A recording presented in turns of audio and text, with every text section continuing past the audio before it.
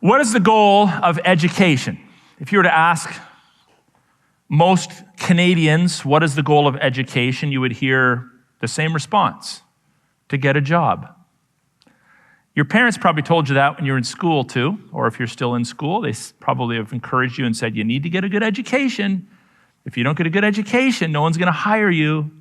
So keep going, get your A's, accumulate more degrees and certificates and diplomas, because you need to get a job. Now, if you look at the handbooks that our universities and colleges put out, you'll notice something relatively modern, and that is that even our educational degrees are always linked to a career. This was not historically the case in higher education.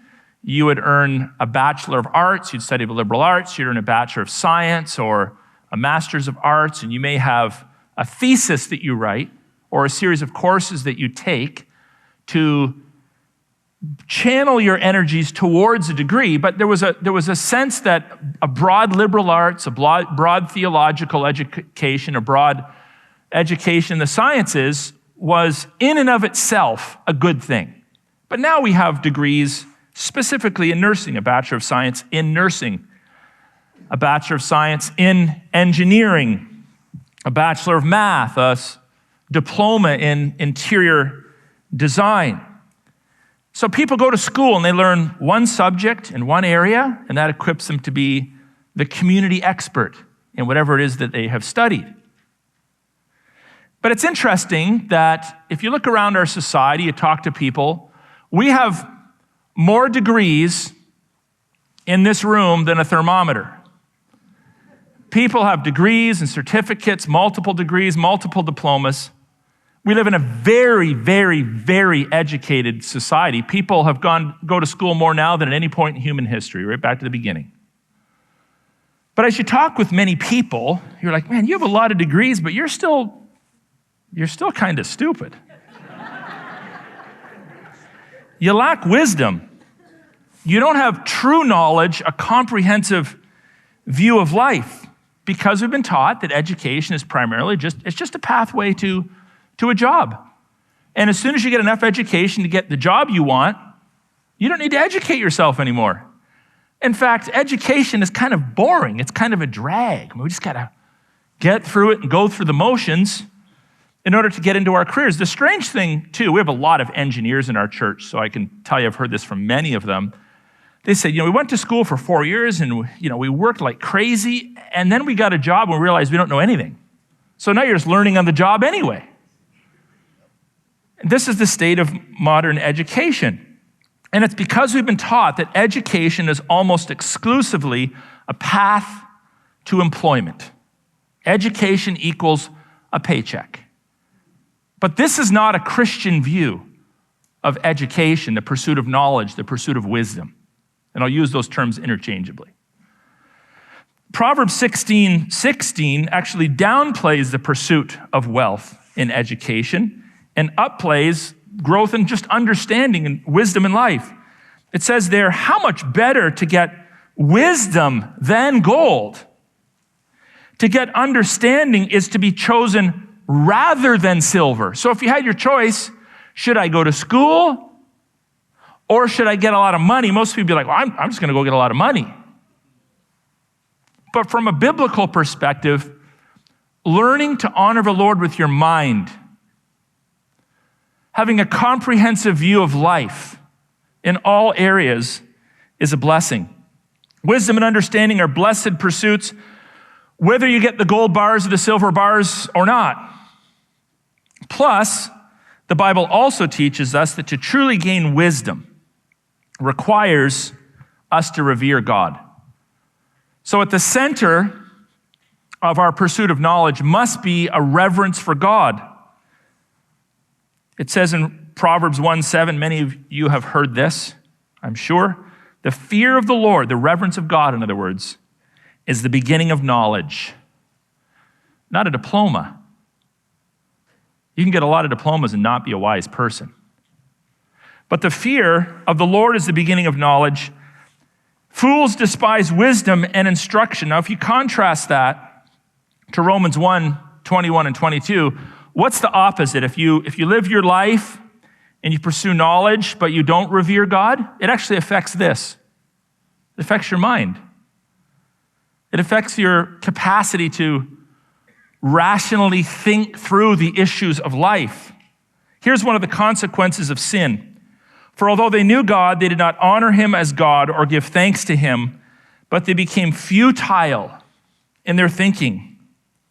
And their foolish hearts were darkened. Claiming to be wise, we're so smart, they became fools. That's kind of like our culture. Oh, we're so smart. No, you're foolish. You're not as smart as you think. Because when you toss God out, all of the subjects that we have an interest in education, all the pursuit of knowledge, it all gets twisted and mixed up, or at least misapplied. We honor God when we accumulate wisdom and knowledge as a means of loving him. To pursue wisdom or knowledge or education mustn't be reduced to just another pathway to make money. Even in Matthew 22:37, when Jesus was defining what it means to love God, many of us in modern day evangelicalism, and even in our hymnology, it's just all about the heart. Just give my heart to Jesus. It's my heart, my heart, my heart. It's all about our emotional response. And we're not anti-emotional. We're thankful for emotions. I'm a very emotional person in my response to life. But it says in Matthew 22:37, and he said to them, you shall love, which we usually think of as a heart word, you shall love the Lord God with all your heart, with all your soul, and with all your mind. Now, let's say your mind is this big. You should still love him with your whole mind. If your mind is this big, you should still love him with your whole mind. Obviously, people have different capacities to think. But your responsibility is to love God with all of your mind, to think God thoughts, to process life from a God-centered world and life view. Without God at the center of our intellectual pursuits, our thinking is actually stunted. We become foolish. The fool says in his heart there is no God, even if he has 5 PhDs. And futile in our thinking. So the goal of education, knowledge, is to know God and imitate Christ in all of life. Not just on Sunday mornings, but to know God and imitate Christ in all areas of life. So why is it that we need a renewed outlook on education? Well, whoever controls education controls society, controls the worldview, controls morality, controls who can teach in our universities, who can sit on the bench in our courts of law. And it also is true that the educational system controls the God we worship. If you go to through an educational system, it says, there is no God. Or, falsely, we're just going to respect everybody's opinion and agree to disagree, and we're going to form something called a secular educational system. We're like, that sounds fair. We want to be neutral on education, right? Is secular education neutral? No, it's ideological. You can't help but have some authority to which you appeal to teach anything. To even say, I'm an expert on, fill in the blank, requires an appeal to some authority. Well, who decides that you're an expert in biological science? Well, the textbooks, the other biologists. What if they got it wrong? What's the check and balance? What are the boundaries to the pursuit of scientific knowledge and the application of scientific knowledge, which is super important as well? You can do good science and then apply it wickedly. Well, so many Christians have failed to stand for a biblical view of education. And so while we churn out the degrees, many of us have graduated many times over, getting all these degrees in education. It's a sad fact that the more educated we get, the more chaotic, the more idiotic, the more bombastic the world gets. There's so much nonsense in our world today. I'll use an example that you probably heard about from this past week. So down in the United States, our neighbors to the south, they're in the process of vetting President Biden's Supreme Court nominee. And they sit through days and days and days of questioning, ask questions about this, questions about that, try to get a feel for how much they know law, how much they are constitutionalists, and then they ask questions to try to figure out where's this person's ideology? Like where do they stand on the ideological issues, which always affect jurisprudence? So this particular nominee is asked a simple question. Can you define the word woman? And her response is, I can't. I'm not a biologist. Just get in the shower. Figure out pretty quick. Like, this is not something you need any degrees for, actually. It's self-evident knowledge. It's just common sense. But there's two interesting things that I was thinking about when I heard her response. The one is, it's another example of the pillarization of education. So think of education as pillars. Instead of teaching people to have a comprehensive world and life view, to have some knowledge of the arts, some knowledge of the sciences, some knowledge of grammar, some knowledge of mathematics, some knowledge of life skills, how to balance a budget, how to mow your grass, how to wash your windows, how to cook a meal, which many, many people don't know how to do anymore. We've pillarized education. We live in the age of the cult of the expert. I'm just going to go to school and I'm going to become an expert in immunology, mathematics, house construction, architecture, horticulture. And how dare you, if you don't have a degree and the certifications, to ever step outside of your pillar and to maybe offer a little bit of medical advice or a little bit of a correction in a person's perspective on whatever it might be in life. Because you're not certified. We live in the age of the cult of the expert. How many times have I heard over the past couple of years people say to me, Aaron Rock just needs to stay in his lane. Just preach from the Bible. We don't need your thinking on whatever the cultural issue might be. You're not an expert.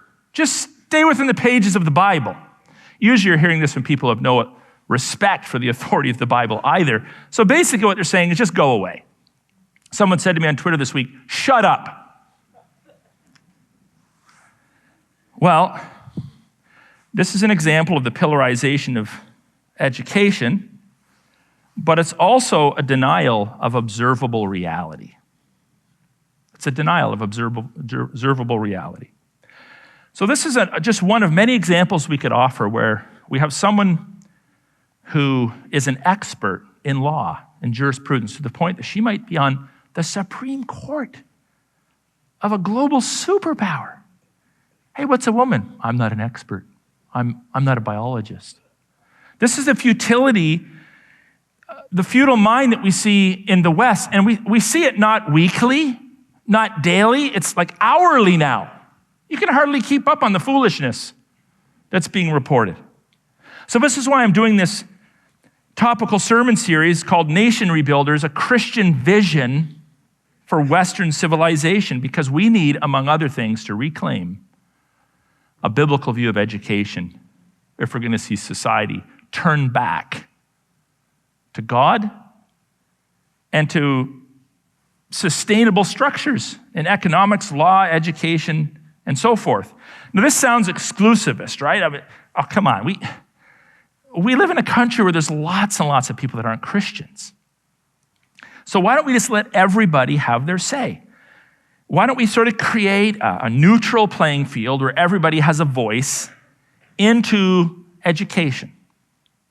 Well, not only is it clear now that that's not happening, if you're a theistic thinker, if you actually believe that God created the world in 6 literal days, there's absolutely no way you're going to get a job in the biological sciences at any university in Canada if they find that out about you. You're out. If you actually think that God's laws should affect and impact our courts, our constitution, our bylaws, our federal laws, our criminal code, you're not going to get, you stand a good chance of being disbarred. So it's very exclusionary, it's very discriminatory. Godless people love to talk about discrimination. They're the most discriminatory people in the country. It sounds exclusivist, but here's the reality. All education, knowledge, is religious education. All of it. There's no such thing as spiritual neutrality anywhere in culture, in any subject. My friend Joe Boot wrote a book many years ago called Mission of God, and he includes a quote within it from T.S. Eliot. T.S. Eliot says, and I quote, "We derive our theory of education from our philosophy of life." Your philosophy of life affects what you learn, what you believe, even how you learn, how you're taught, and who we permit to teach you. If you're a humanist and you're in charge of education, don't you think that's going to affect sex ed, biological sciences, your definitions of art, how scientific knowledge is applied and used, what its boundaries are in life? It will. Because if you're a humanist, your morals are fluid and absolutes do not exist. Absolutely, which is the irony of it. If you're an atheist, there's no point beyond the moment. So let's say you're working on some technology to solve a major world problem. But you know that whatever you're working on is going to take 30 to 40 years to figure out. You're not going to be here. Why would you invest your time and energy in designing something that you're not even going to reap the benefits from unless you just get paid really well? Well, Christians don't think that way. We invest in culture. We make our decisions. We sacrifice, not just so our lives can get back to normal, but we know that the fights we're fighting, the wars that are raging around us, we may never reap the immediate blessings, but future generations will. We think about future generations as Christians. So we don't require a solution in the next 20 years to the crisis in Canada. We'd like it next week. But that's not what sustains us. We know that it's right. We are principled, not pragmatists. We're principled in why we do what we do. Our willingness to be fined, charged, go to jail, lose our jobs, be dragged through a knothole backwards in the news.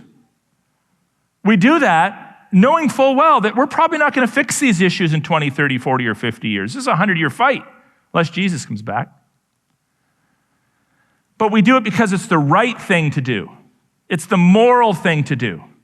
And future generations will be blessed by it, just like our forebears who didn't even know our names. We don't know their names. Went to war for us. Were burned at the stake for us. Because it was the right thing for them to do when they stood for Christ, when they stood for the lordship of Christ over creation and culture. The source of truth and morality is God. You exclude him from the equation and your IQ drops. Your body of knowledge becomes nonsense. It says in Proverbs 2:6, "For the Lord gives wisdom." Again, wisdom is sourced in God. From his mouth come knowledge and understanding.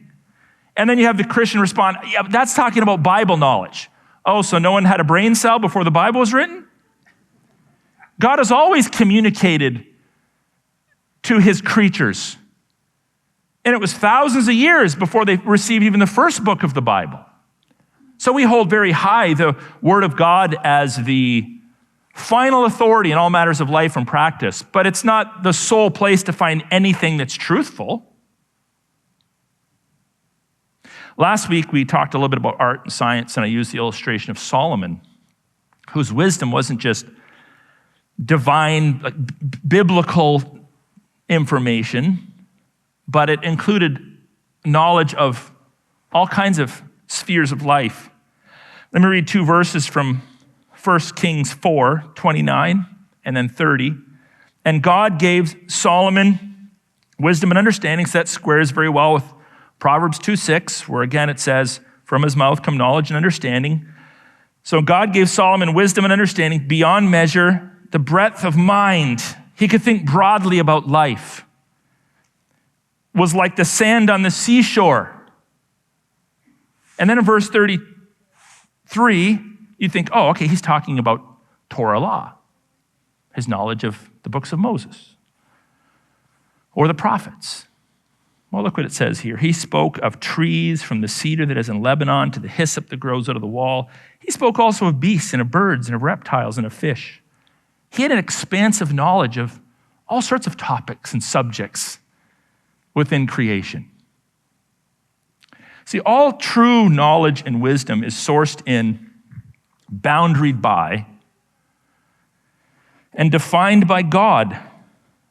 And so, throughout history, many Christian thinkers have blessed the world around them.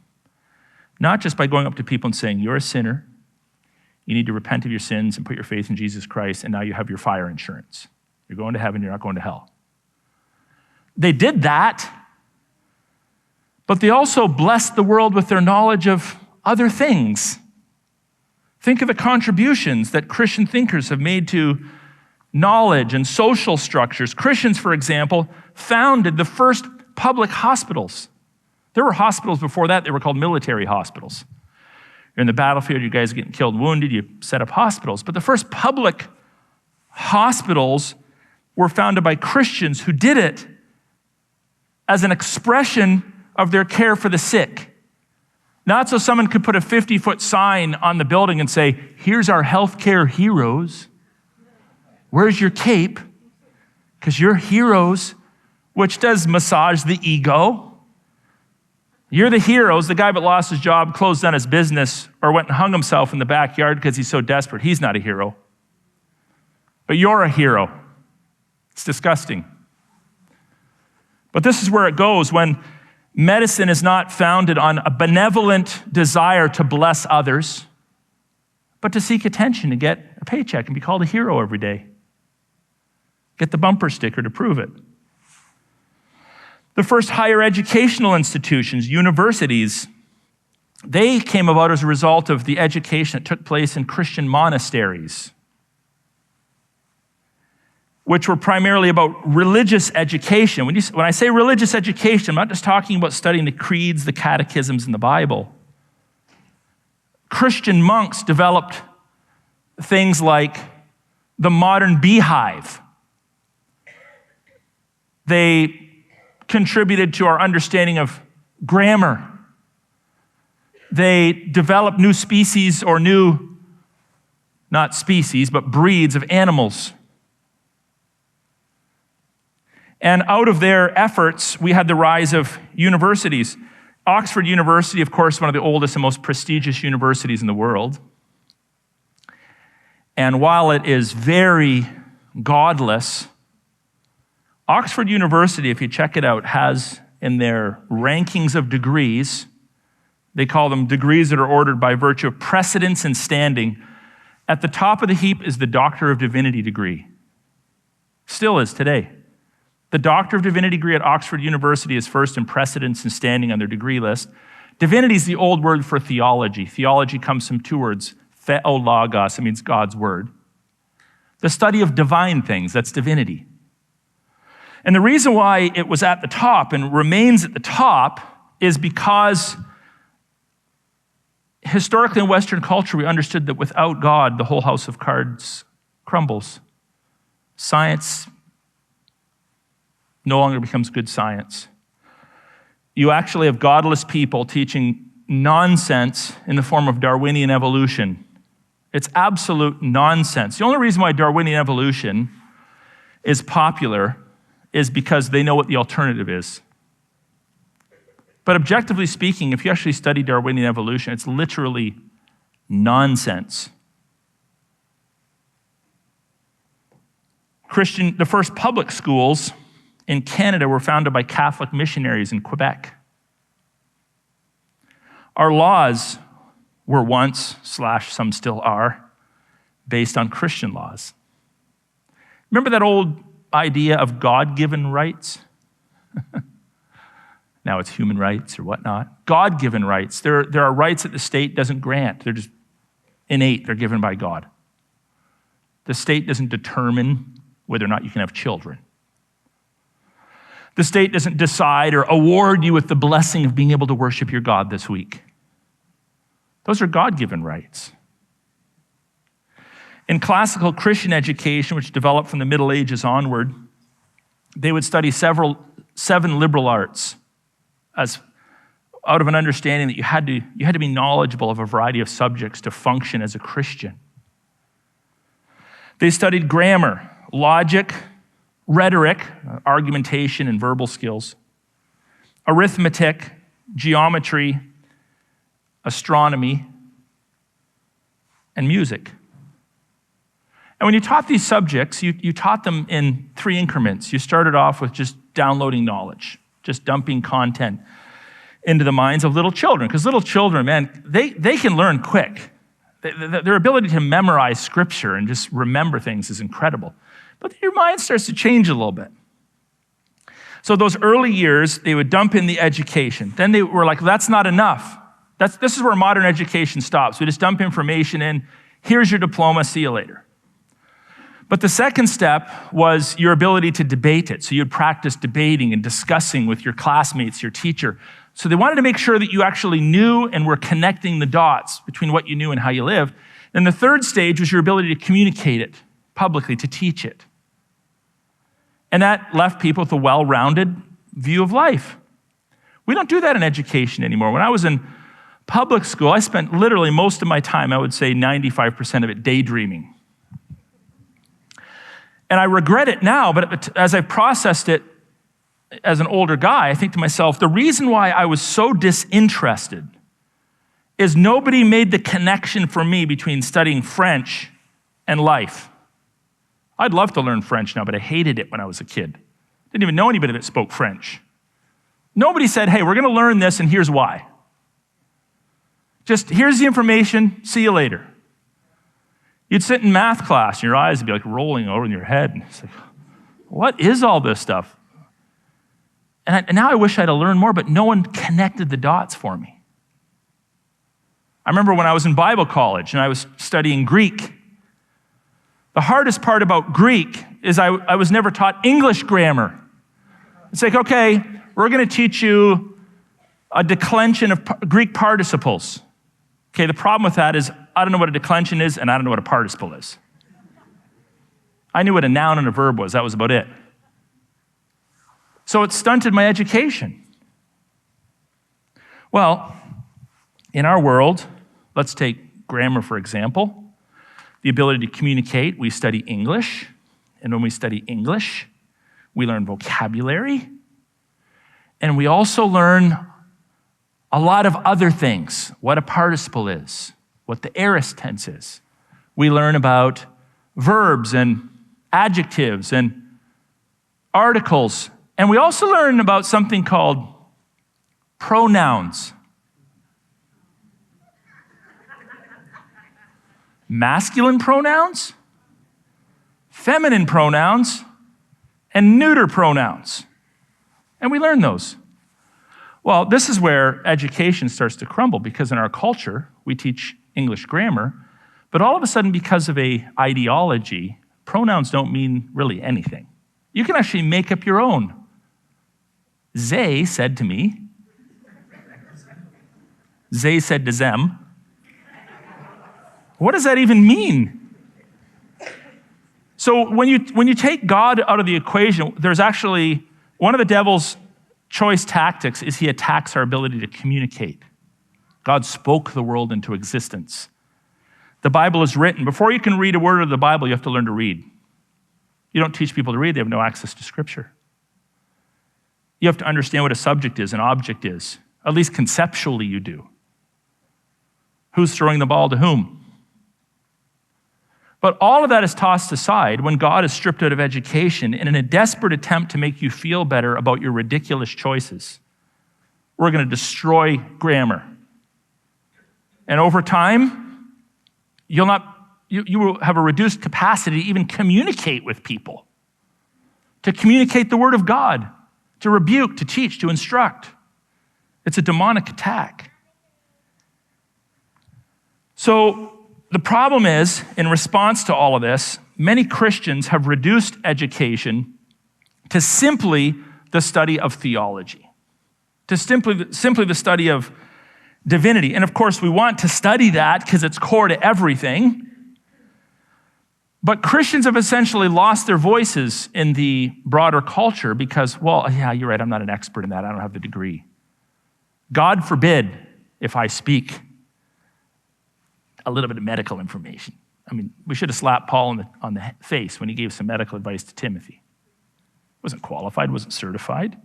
Should have asked Luke to do that.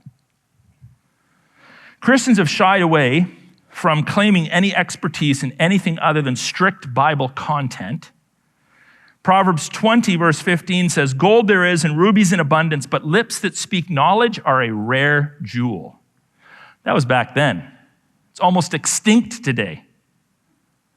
Knowledge of God is going the way of the dodo bird. The psalmist, however, knew better. He said, "Teach me," this is Psalm 119:66, "teach me knowledge and good judgment, for I trust your commands." Folks, we want to be good thinkers in relationship to our individual capacity. We want to be good thinkers. We want to have a broad understanding of life, but the problem is that because we have pillarized education and we no longer have any knowledge of science or mathematics or physics in the church, we don't talk about such things, or political theory, we've pillarized our churches. And frankly, most of the modern Christian church today is actually anti-intellectual. They're opposed to deep thinking. They're opposed to it. I'd go to Harvest, but they preach for 45 minutes in the entire week. People can't handle that. I can't think. Look, I just spend a lot of time thinking all week, probably mushy thoughts. I don't want to come to church because I don't want to think. I just want to get the God vibe going on. I just want to feel good about myself. Well, we're not anti-emotional, as I've already mentioned, but there's a problem when we prefer emotionalism. We're not anti-emotional either. But there's a problem when we prefer emotionalism to truth, or when we have a sentimental rather than substantive view of faith. Do you know how many Christians come into church on a Sunday morning and they literally think that faith is the opposite of facts? They see it as a different category. Faith is kind of like believing in something you know isn't true. It's a leap into the unknown. I just feel it. Well, faith is actually belief. And belief has a subject to it. And our faith has a direction to it. We're putting our faith in some things that happened in history, some things that Jesus said. We're putting our faith in something. Faith isn't a leap into the dark, it's a leap into the light. Our faith is substantive. And of course, we also know of many different Christian denominations, probably over the last couple hundred years, that are actually willfully opposed to any academic pursuits. If you go to school, that's bad. You don't go to school, you just stay home. Well, I know there's a lot of corruption in education. But if we all just run and hide from all the different spheres of life that other people provide influence, how do we expect anything other than increased craziness? Because God's not acknowledged. Someone's going to become the authority. So the center of education from a biblical perspective must be Christ. All of the subjects of education are within the context of a world and a universe that God created. Language studies. In language studies, we study communication, and we're going to do something with that communication. And God puts the boundaries on how it's supposed to be used. In our study of the arts and the sciences and the physical world and even political science, we study it to know more of God, to understand more of our responsibility and our stewardship in the world. We don't just study things and learn and grow in knowledge for ourselves. That's when you become arrogant, prideful. You know, Solomon, He wanted to put his education into practice to govern God's people. And he understood this biblical concept, of course, written much later in the Gospel of John, John 1, 3-5, where we're told all things were made through him. This is Christ, and without him was not anything made that was made. And I love how the Bible sort of heads us off at the pass if we're trying to be like, well, does that just mean these things, churches and groups of believers? No, all things. Everything within creation was made by Christ, and without him was not anything made that was made. So that kind of locks it down. There's no exceptions to the rule. Then there's a moral implication in verses 4 and 5. In him was life, and the life was the light of men, and the light shines in the darkness, and the darkness has not overcome it. This is not a completely different topic here. Christ made all things, and because he made all things, he establishes the moral boundaries. He defines what's right and wrong, and calls light to shine into the darkness to dispel it. One cannot fully know anything then without knowing the source, the creator of everything. How can you study something that was created by someone and never acknowledge the someone, in fact, make yourself the someone, or random chance the someone and expect to arrive at the right conclusions about that which you're studying? It's impossible. You're going to mess it up somewhere along the line. One cannot study creation without considering issues of light, righteousness, darkness, sin. We seek education so that we can live rightly and morally and vertically in a broken world. I wonder how many of us were taught that in school. Here's why we're teaching you science. Here's why we're teaching you phys ed. Here's why we're teaching you how to cook. Here's why. You know, there's, again, many subjects that I studied in school that I was so bored about because I didn't have a Christian world and life view. I was a Christian. There's a lot of Christians that don't have a Christian world and life view. I just thought it was pointless. Now, there was some fun that we had in school. I remember on one occasion we were dissecting a cat. Kind of fun. Pull a wet cat out of a bag, you dig into it, dissect it, and you do. Some of you are grossed out. But this is what we did in grade 11 biology. Or maybe it was grade 12 biology, I can't remember. Funny story, by the way, I remember we were in biology, and prior to dissecting the cat, we dissected a big grasshopper that was from Brazil or someplace in South America. It was orange and black. And these grasshoppers were distributed to each student. And one of the girls in my class was pretty grossed out by this. And I remember I was watching her, she was trying to reach for the grasshopper, and she's like, and then she set her fingers on it and immediately regretted it, and she just went, ah! And threw it in the air, and it didn't land. It flew away. No. But we were literally like, where'd that grasshopper go? And then we noticed it was hanging by its claws on the back of another girl's sweater. And that created quite an uproar in biology class. So, there was some fun to be had, some good times, you make some friends and whatnot.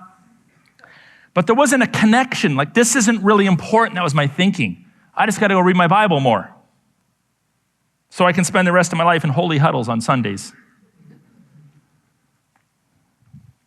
Well, back to Solomon. Even Solomon, who was knowledgeable of the arts and sciences, studied in order to exercise his stewardship better, which was to govern God's people. So, in 2 Chronicles 1, verses 10 to 11, he says to the Lord, it's a beautiful request. All of us should have made this request at some point in our lives. Give me now wisdom and knowledge to go out and make a bigger paycheck. No, he doesn't say that.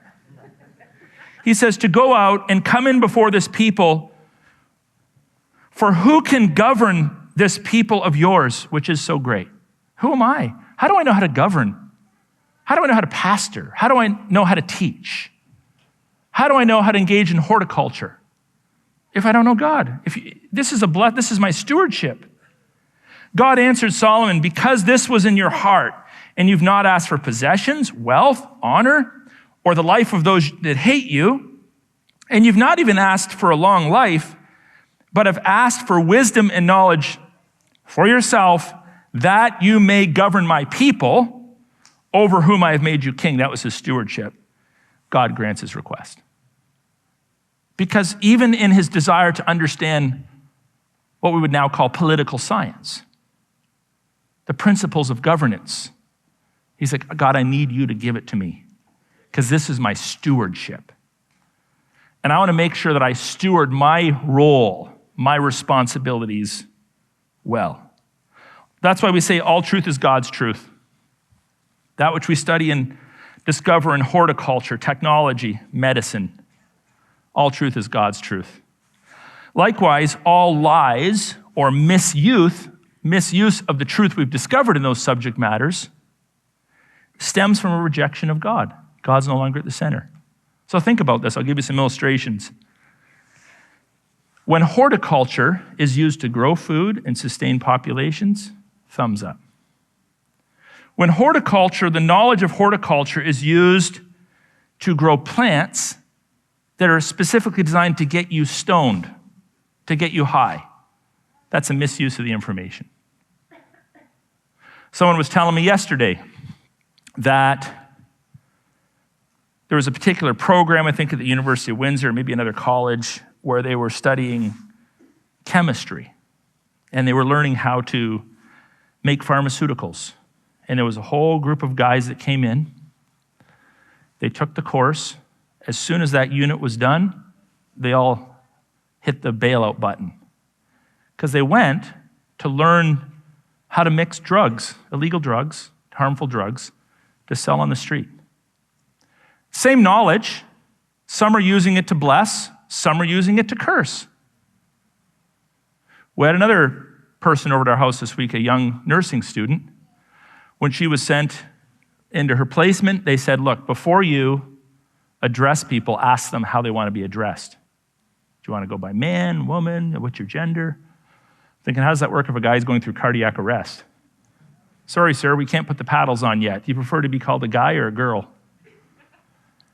So this is how education has been affected by all these things. So horticulture. How about technology? Let's suppose you develop technology, weaponry, for example, to defend your nation against lunatics. Well, that would be a good use of that technology, but not if you're going to take it and go kill innocent people, maim and murder other people. Medicine can be a huge, we've all benefited from modern medicine. It's a huge blessing. It's not perfect, but it's a huge blessing. They weren't doing open heart surgeries back in 1630. You just died. But if modern medicine and the discoveries of it are used for eugenics, we're gonna develop you the perfect child. We're gonna mix up in a bowl, the perfect ingredients, and you're gonna get your Down syndrome-free, autism-free, heart disease-free, perfect child. That's wrong. That's playing the role of God. If you're going to use modern medicine to abort babies or to offer, to provide, or I should say to coerce forced medical treatments, that's where you're taking what God, the knowledge God has given to us, and you're abusing it. And unless God's laws are placed around these disciplines as like a fence, boundaries, and there's a moral canopy laid over them that helps us to understand how they can be properly applied and falsely applied, humanity will take the knowledge that they've received and they will use it for sinful practices. And we see this increasingly in our culture. So when we pursue knowledge, we have to pursue it with the purpose of honoring God and abiding by his rule book. If we don't, it's disastrous. So a God-centered education has a purpose, it's wise, it's benevolent, and it's a boundaried education. There's actually rights and wrongs. They're like, yeah, you can use this, but not here. You can use this for this purpose, but you can't use it here. No. You have to use it properly. So a couple points of direct application. Christ must be put at the center of our educational pursuits, and we need to teach our children this. One of the worst things a parent can do is to send the little child who doesn't have the abilities to debate or to think critically about issues or to communicate them. Those kids that are still just sponges. As Vodi Bakum has said, I mentioned this in another sermon, if you send your kids to be educated by Caesar, don't be surprised when they come home as little Romans. When I was starting off in ministry close to 30 years ago, I was a youth pastor, and there were a lot of kids bailing out of churches back then. So the solution at the time was just hire a better youth pastor. Because if my kid's a drug addict, or sleeping with his girlfriend, or has a blasphemous mouth, it's got to be the youth pastor's fault. It's got to be the youth pastor's fault. It's like, okay, parent, I have your kids for like an hour and a half or 2 hours on a Friday night. You gave them to Caesar for 35 hours this week. How in the world, because they want their games and chips and pop, how in the world in a 20-minute message can I re-educate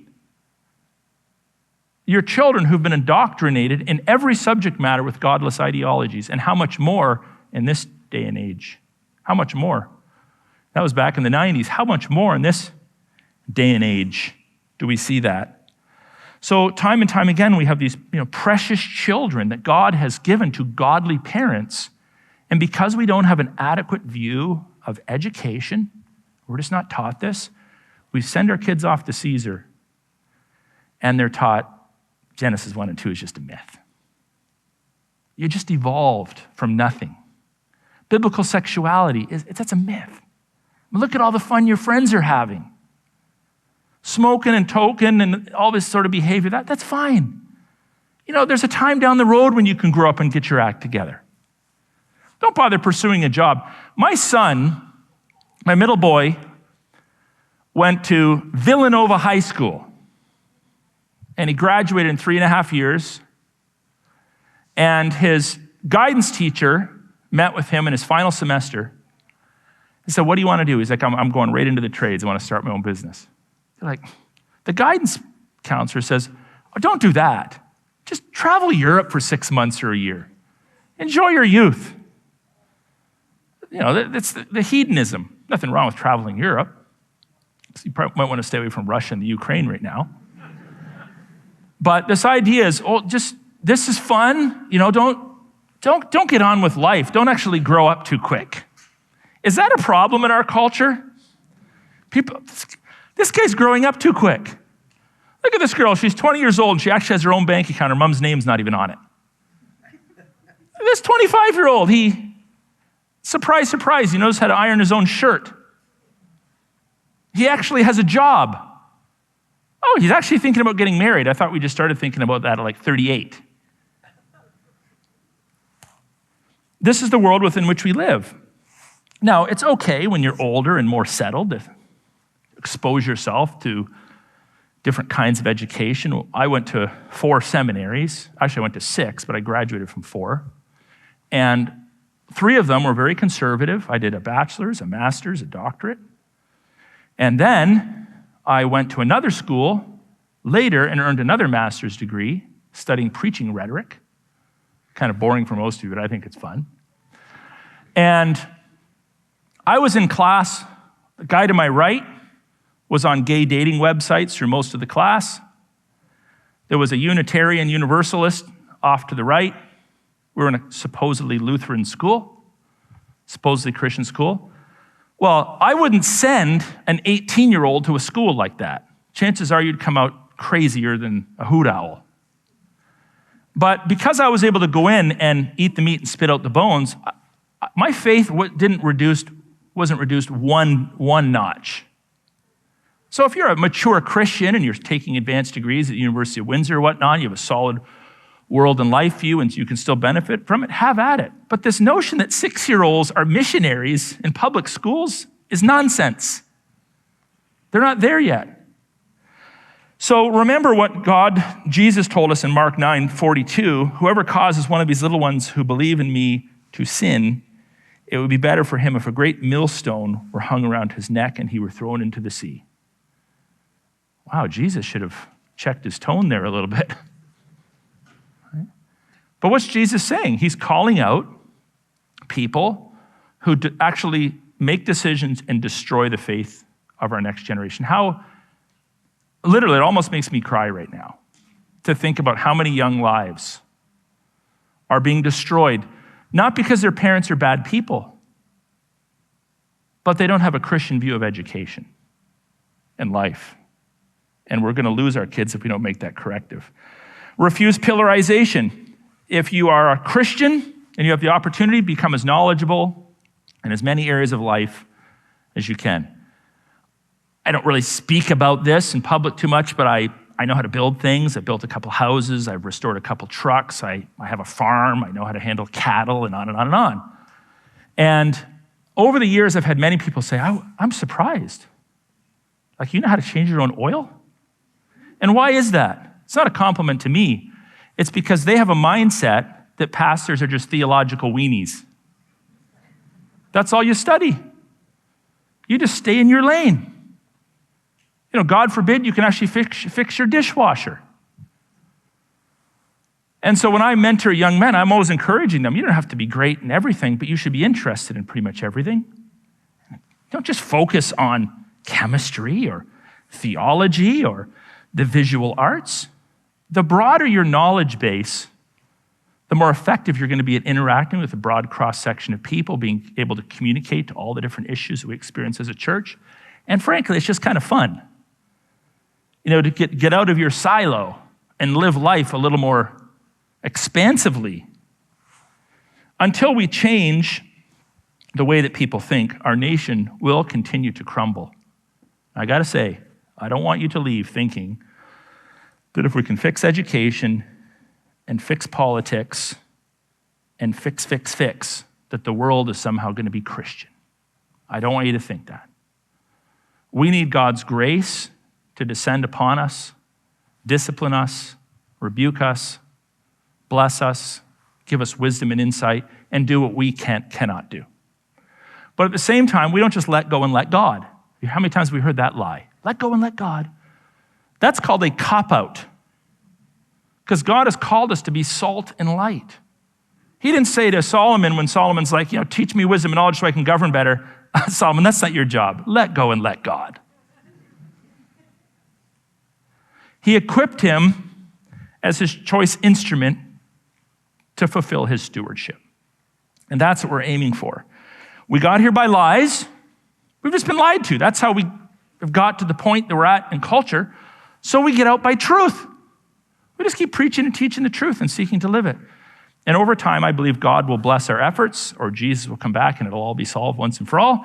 But God will bless our efforts, and we will be blessed, and the nations and people around us will also be blessed. So let's think Christianly when it comes to the way we educate and pursue knowledge to the glory of God.